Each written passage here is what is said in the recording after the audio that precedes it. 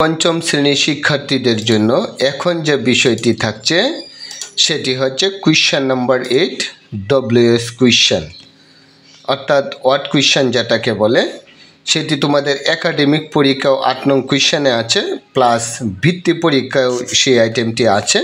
তো আশা করি মনোযোগ সহকারে লক্ষ্য করো, সম্পূর্ণটাই ক্লিয়ার হয়ে যাবে। তো লক্ষ্য করো কোয়েশ্চেনটি যেভাবে থাকবে, যেমন 8 নং কোয়েশ্চেনে make questions for the following statements by using who, what, when, which and how. Make question with the underline word, অর্থাৎ নিচে যে এই 5টি সেন্টেন্স দেওয়া থাকবে, এই 5টি সেন্টেন্সের মধ্যে যে ওয়ার্ডগুলোতে আন্ডারলাইন দেওয়া থাকবে সেটার উপর ভিত্তি করে তোমরা একটি কোয়েশ্চেন তৈরি করবে। তো এই বিষয়টি এখানে চেয়েছে, আর সেখানে হচ্ছে কি 10 নাম্বার। তো লক্ষ্য করো কীভাবে সেই অ্যান্সারটা করতে হয়। তাহলে প্রথম কোয়েশ্চেনটি দেওয়া আছে, Nasrin should not it a lot of chocolate, অর্থাৎ নাসরিনের অতিরিক্ত চকলেট খাওয়া উচিত নয়।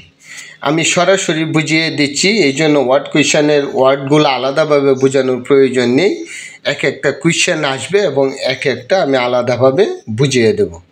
তো লক্ষ্য করো, এই যে এখানে বলা হয়েছে যে নাসরিনের অতিরিক্ত চকলেট খাওয়া উচিত নয়, এখানে মার্কিং করা আছে আন্ডারলাইন নাসরিন।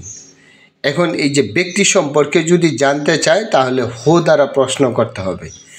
তাহলে আমরা ইউজ করব হু, অর্থাৎ যখন আমরা প্রশ্ন করব হু দ্বারা তখন উত্তরটা আসবে কি, এই যে নাসরিন, অর্থাৎ এই ব্যক্তির উত্তরটা চলে আসবে।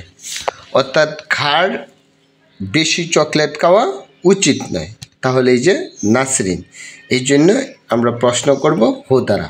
হু শব্দের অর্থ কে অথবা কারা।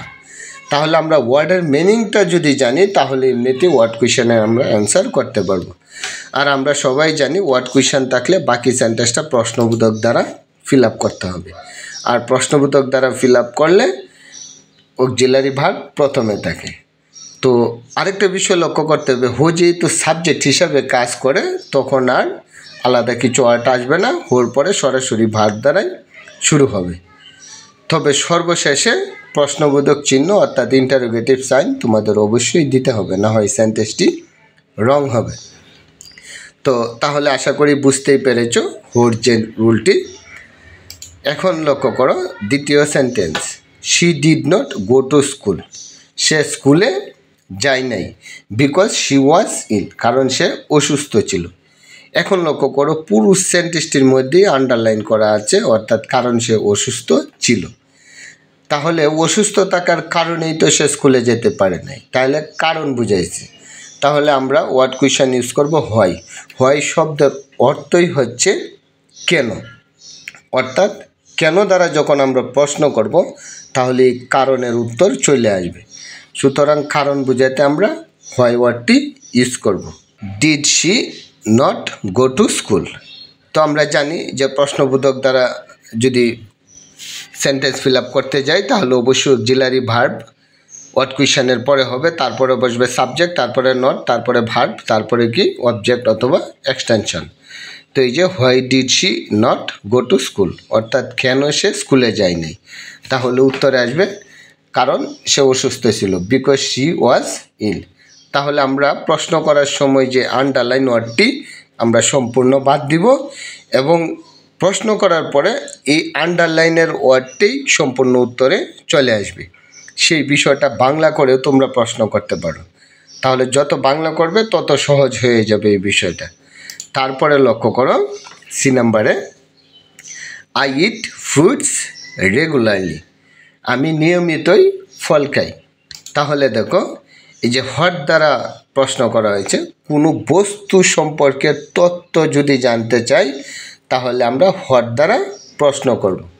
তাহলে আমি কি খাই নিয়মিত, তার মানে ফল খাই। এই যে হোয়াট শব্দের অর্থই হচ্ছে কি, তাহলে এই যে হোয়াট দ্বারা আমরা প্রশ্ন করব। এখন লক্ষ্য করো তখন প্রশ্ন করতে হবে এই যে টেন্স অনুযায়ী, সেটা হচ্ছে প্রেজেন্ট ইনডিফিনিট টেন্স, যেমন আই ইট সাবজেক্ট প্লাস ভার্বের present form, are often, usually, normally, regularly, every থাকলে সেটি প্রেজেন্ট ইনডিফিনিট টেন্সই হয়। তো যাই হোক টেন্স অনুসারে তখন আমাদের অক্সিলারি ভার্ব ইউজ করতে হবে হোয়াট দিয়ে। পরে যেহেতু প্রেজেন্ট ইনডিফিনিট টেন্সের অক্সিলারি ভার্ব হচ্ছে কি ডু অথবা ডাজ, এই কারণে আমরা ইউজ করলাম ডু, কারণ ইউ এর সাথে বসবে কি ডু। এখন বিষয় হইল আই থেকে ইউ বসানো হয়েছে কেন? কারণ প্রশ্ন যখন করা হবে যে তুমি কি নিয়মিত খাও, উত্তরে আসবে আমি নিয়মিত ফল খাই। তাহলে এই যে ফ্রুট ওয়ার্ডটির নিচে আন্ডারলাইন, এই কারণে এই ফ্রুট ওয়ার্ডটি দেওয়া হয়নি, উত্তরে কিন্তু আসবে ফল। তাহলে বুঝতেই পেরেছ হোয়াট কেন বসানো হয়েছে। বস্তু সম্পর্কে যদি কোনো তথ্য জানতে চাওয়া হয় তাহলে আমরা হোয়াট দ্বারা প্রশ্ন করব। আমি আবারও বলছি হোয়াট শব্দের অর্থ কী। তাহলে এই যে বাংলা করে দেখো যে তুমি নিয়মিত কী খাও, উত্তরে আসবে আমি নিয়মিত ফল খাই। তারপরে লক্ষ্য করো দ্য ডক্টর ভিজিটেড সীমা, অর্থাৎ ডাক্তার সীমাকে ডেকেছিল, অর্থাৎ ফিক্সেশন করেছিল, অর্থাৎ চিকিৎসার জন্য তাকে ডেকেছিল, মূল বিষয় যেটি।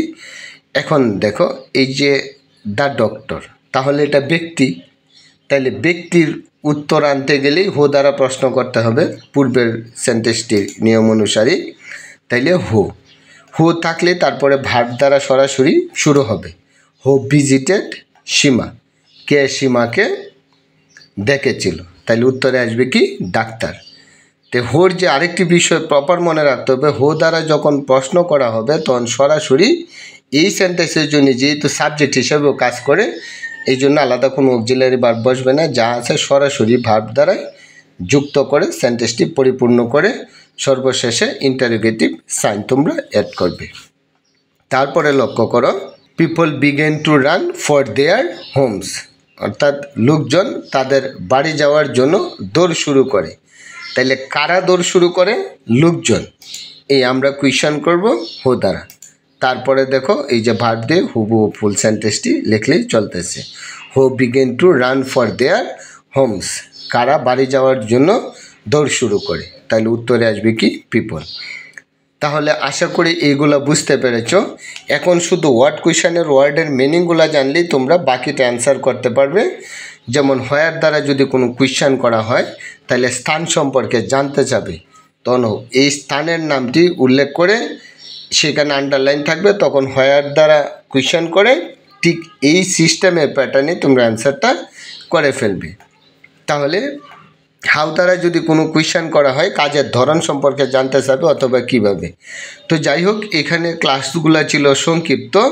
তো বৃত্তি পরীক্ষা এবং ভর্তি প্রস্তুতি পরীক্ষামূলক যে এই ভিডিওগুলো আপলোড করা হবে সেখানে আরও ডিটেল আলোচনা করা হবে পার্ট বাই পার্ট, প্রত্যেকটা ওয়ার্ড কুয়েশনের উপর ভিত্তি করে। আর তোমরা প্র্যাকটিস যদি করো তাহলে অবশ্যই ভালো একটা প্রপার নাম্বার আর্ন করতে পারবে। তারপর খাতাটি যেমনি গুছিয়ে তোমরা অ্যান্সার করবে ঠিক এইভাবে লিখবে answer to the question number 8। আর প্রত্যেকটা এই যে ABCDE এই ওয়ার্ডগুলা একদম সোজা থাকবে এবং অ্যান্সারগুলোও এক সোজা থাকবে, আলাদা পার্ট বাই পার্ট দেখা যাবে। তো ঠিক এইভাবে অ্যান্সারটা করবে। আর এই ছিল আজকের বিষয়বস্তু। আর পরবর্তী প্রত্যেকটি ক্লাস সহজে পেতে ভিডিওটিতে একটি লাইক দিয়ে তোমরা যারা ফেসবুক পেজে আছো ফলো বাটনে ক্লিক করে রাখো, এবং ইউটিউব চ্যানেলে যারা আছো চ্যানেলটিকে সাবস্ক্রাইব করে বেল আইকনে ক্লিক করে রাখো। আর প্রত্যেকটি ভিডিও একত্রে পেতে প্লে লিস্টের নাম হচ্ছে ক্লাস 5 ইংলিশ অল। এই প্লে লিস্টে গিয়েও তোমরা প্রত্যেকটি ভিডিও একসাথে দেখতে পাবে। Thank you so much, all the very best, hope to see you next video.